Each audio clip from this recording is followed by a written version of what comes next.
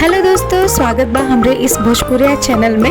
ये देखा यहाँ पे हमार ब्लॉगिंग स्टार्ट हो गल बा। यहाँ हम भूतिया बन गए एकदम से, कैस की हाँ देवर जी का तिलक। तो यही सिखाती थोड़ा सा हम फेशियल करावे कर गए और थोड़ा सा अनुज मतलब कि देवर जी का भी फेशियल हो रहा बा। और ये हमार छोटकी बहन करता है तिलक का तैयारी हो चुकल बा स्टार्ट। देखा हम छत पर से आप लोग सभी लोगन के दिखा देता नहीं। और यहाँ देखा तेजस तिलक बदे हो गल रेडी शाम का, और तिलक बदे सब कुछ डेकोरेशन वगैरह सब कुछ हो गला। आप लोग कमेंट बॉक्स में ज़रूर बताइए। ये है ना हमार बिटिया रानी, सभी लोग बन ठन के एकदम तैयार मस्त हो गए हैं। जा ये देखा हमार कैसे लगा था कमेंट बॉक्स में ज़रूर से ज़रूर बताइए।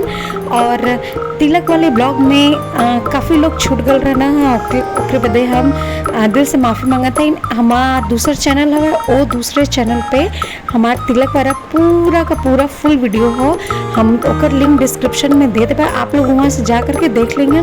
तो हम चले ले जाए यहाँ पे खाना खाए खातिर।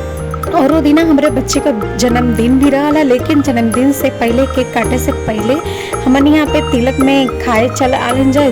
पानी पूरी बहुत बढ़िया बा, एकदम मज़ा आ जाता सभी बहनों के खाए में। ये हमारे दोनों बहन हैं, एकदम मज़ा आ जाता पानी पूरी खाए में। ये देखा हमारे शहजादा यहाँ पे चोरी चोरी आइसक्रीम खाता है।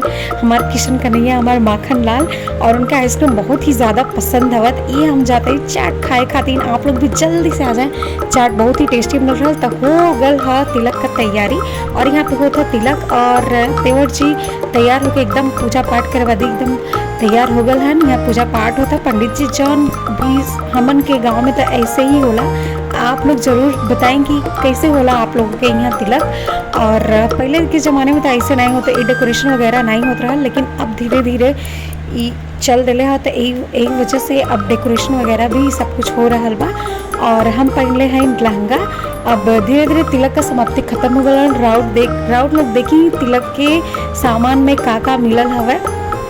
एकदम सभी लोग के कपड़ा लत्ता सभी लोग तिलक में काका वाला। आप लोग चैनल ही हमारा छोटा देवर है जो उनकी स्प्राइट बांटत है, बहुत ही मज़ा आ रहा है। तो हो गया तिलक कंप्लीट हो गया, तिलक चढ़ चुकल है। और जल्दी से आप लोग कमेंट बॉक्स में बता दें कि तिलक का ये वीडियो हमारा कैसन लगल। आगे भी बहुत अच्छा वीडियो आवे लगल बा।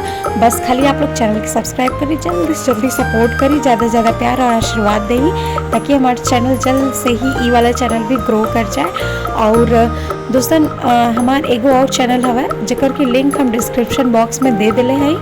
और सभी लोग अब चुमावन करे जाते हैं यहाँ पे। तो सबसे पहले हमार ननद रानी आ गई चुमावन करे खातिर।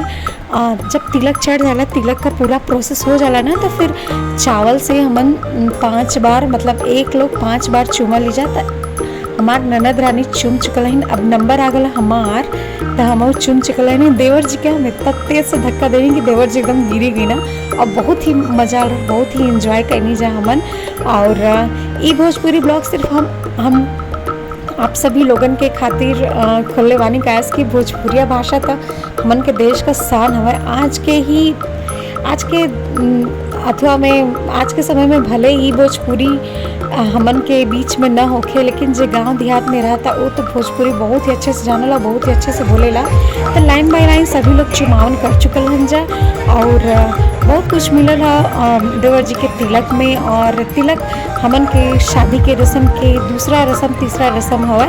और फिर उसके बाद तिलक के बाद हमन बारात वगैरह लेके चल छी। फिर उसके बाद शादी ब्याह हुई। तो यहाँ देखा सभी लोग बैठ गए ना फोटो खिंचावे खातिर। बस हम आ गए तैयार होके फोटो खिंचावे खातिर। हम बैठ गए हमारे हस्बैंड जी के बगल में, हमारे बगल में हमारे हस्बैंड जी हैं। तो आप लोग भी मिल रहे हैं हमारे हस्बैंड जी से। और दोस्तों ये भोजपुरिया ब्लॉग आप सभी लोगों के कैसन लगा जरूर से ज़रूर बताइए। तो तिलक का हो गल हवा बस समाप्ति। अब नंबर है केक काटे खातिर। देख ला राउर लोग कि काका मिलल है तिलक में। अब हमन केक काटे खातिर जल जी, लेकिन हम बर्थडे वाला ब्लॉग दूसरे वीडियो में डालब, कैसे कि वीडियो बहुत ही लंबा हो जाए। यही वजह से बर्थडे वाला ब्लॉग हम नहीं डाले हैं। अगर आप लोग के फुल वीडियो वॉच करे तो हमारे दूसरे चैनल पे जा करके देख ली, वहाँ से भी पूरा का पूरा आप लोग वीडियो वॉच कर सकनी। और तिलक में बहुत ही मज़ा आ रहा, बहुत ही शानदार तिलक रहा। और यह देखा बर्थडे केक अब केक कटर खातिर जात आटा है, लेकिन ओकरे पहले हम आप लोग के बता देते नहीं। आज का ब्लॉग यहीं तक।